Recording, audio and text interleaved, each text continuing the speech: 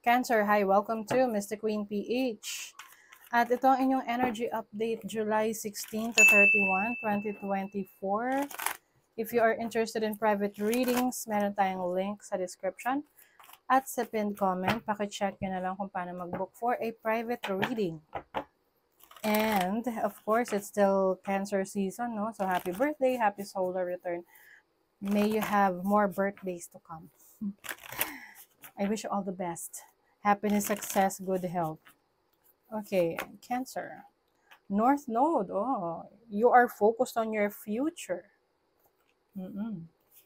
Focus ka sa mga plano mo ngayon, kung paano mo magagawa yun ngayon in the present para makita mo yung resulta sa future. You have moon perception. I think, yung iba sa inyo, dati parang wala kayong pakialam kung ano yung naghihintay sa inyong future. Na parang, okay, bahala na kung saan ako dalhin, okay, ganun. Ngayon, kumbaga nagsisimula kayong mangarap ulit. Like, ano bang gusto ko na mangyari sa buhay ko? 1 year from now, 2 years from now, ganun. Para meron kang nilulook after, no? Yan, solar calm, clarify, yes. You really know what you want na. No? Alam mo na kung ano yung gusto mo moving forward. So, kung dati, parang hindi mo alam kung ano yung path na iti-take mo, ngayon, nagiging malinaw na sa'yo kung saan mo gustong pumunta. Anong landas ang gusto mong tahakin. Let's see your overall energy. Yeah, you have the Hierophant. Pinatatag ka na ng panahon. The Hierophant is someone who is very wise, no? Oo, maraming karunungan, kaalaman. At hindi lang siya basta-basta wise, no? Ano rin siya, willing siya na tumulong sa iba, i-share yung kaalaman niya, like a teacher energy, no? So, maaring kayo, gusto nyong mag-share ng knowledge nyo, ng skills nyo sa iba. Yung iba naman para kayong mentor. Mentor sa trabaho, sa business, sa career ninyo. Mentor sa buhay. Parang life coach, ganyan. Let's see your challenge. Ten of Pentacles. Pwedeng magkaroon ng challenge pagdating sa pera, resources, within the family. So, pwedeng ikaw to or merong family member na mag-struggle sa finances tapos kailangan mong tulungan. Your opportunity is the Two of Pentacles, which is multitasking. So, yung iba sa inyo, meron kayong multiple streams of income. Marami kayong pinagkukunan ng inyong pinagkakakitaan. Ba, nagtatrabaho sa company, tapos rumaraket pa. Pwedeng nagko-content creator kayo, no?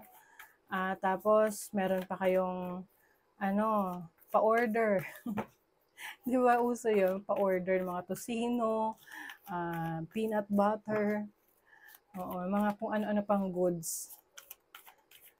And then, your blessing is the devil. Ooh. As a blessing, alam niyo, Cancer, medyo I feel like magiging stricto kayo. Oo. In a good way, no? Posibleng magiging stricto kayo sa sarili ninyo, sa paligid ninyo. You may be setting boundaries, no? Para hindi kayo natitake advantage ng iba. Pwede rin kayong may let go na unhealthy habits that you feel na hindi na nag-serve ng highest good or highest purpose sa inyo. Pwedeng kakawala rin kayo sa isang toxic situation. So that is a blessing, di ba? What is your money, career, finances, energy? Ooh, the Tower.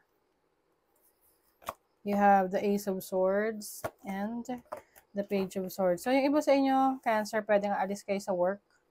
Pwedeng ma-involve kayo sa magulong sitwasyon sa trabaho, sa business, no?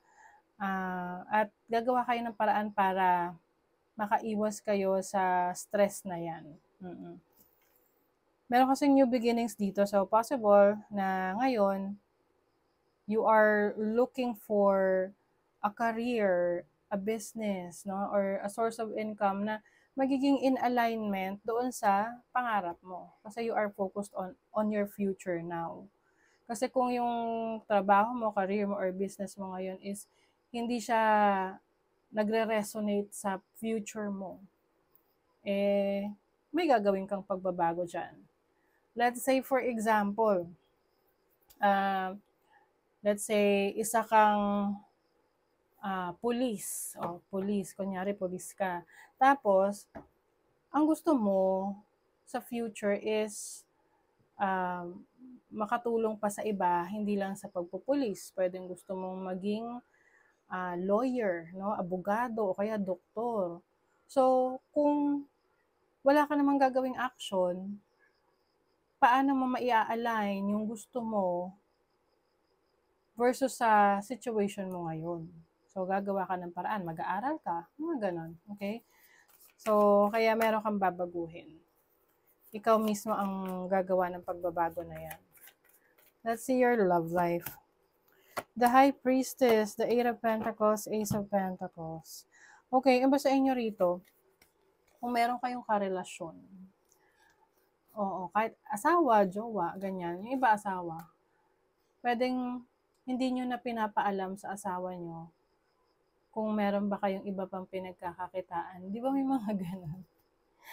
Halimbawa, yung iba sa inyo, halimbawa, stay-at-home wife, no? Oo. Tapos, maaring gusto mo na meron ka rin sarili mong pera. Ang gagawin mo, magtitinda ka online. So, hindi mo napapaalam sa asawa mo yun. Kasi gusto mo na, hindi yun magiging dahilan para maging problema ninyo in the future na at the same time, gusto mo rin siyang tulungan. 'Di ba? Na hindi ka nahihingi sa kanya. Oo. Yung iba naman, pagdating sa relationship, possible kayo ay papasok sa isang business opportunities with your romantic partner. Pwedeng idea nyo na yan na baka makakabuti to para sa atin. Some of you naman, meron ditong may magre-regalo sa'yo. Oo. Regaluhan ka ng person mo, pwedeng peace offering niya yan. So, you have the key. Wow. So, itong susi na to is solusyon sa mga problema. Oo. Inspiration din. So, maaring meron kang achievement unlock. Meron kang ma-unlock na achievement mo. You have Cavalier, so good news. May good news na parating sa inyo. You have the Clover. Wow. Itong good news na to, swerte pa, no? Kasi ang clover leaf yan ay, it means happiness, good luck, good fortune. And then you have Stork. So this is signals for change. Oo. So, maaring iba sa inyo, itong pagbabago na to may kinalaman sa career, trabaho, finances ninyo. So, parang kayo na nare-realize nyo na hindi kayo yayaman sa pagiging empleyado. I mean, nothing against sa pagiging empleyado kasi talagang marami rin namang umuunlad, no, sa pagiging empleyado. But kung yun lang talaga yung magiging focus mo, no, at yun lang talaga yung source of income, medyo malabo talaga na you will get, the best pagdating sa finances mo. So, pwedeng yun yung realization mo na, teka, sumubo kaya ako magnegosyo, ganon. Leader of the light. Where are you being called to serve and support others? Oh, so ito yung sinasabi ko sa inyo kanina. Yung mentorship. So, maaring, yung iba sa inyo, you are called to do spiritual work, spiritual healing, para makatulong sa iba. Oo, maaring kayo ay gifted, no? Gifted kayo sa anything na spiritual. You're a gifted healer. This is serving and supporting others. So, any type of help sa iba. Let's say, pagiging nurse, 'di ba? Ang nurse, malaking tulong 'yan sa mga pasyente, doctors, ganon. So, of service and support of others. Yan yung maaring gusto nyong tahakin na future. And yung iba, you are called to become a light worker, no? Light worker. Yan. Anything spiritual na trabaho. Okay? So, that is your reading, Cancer. Thank you so much. Bye.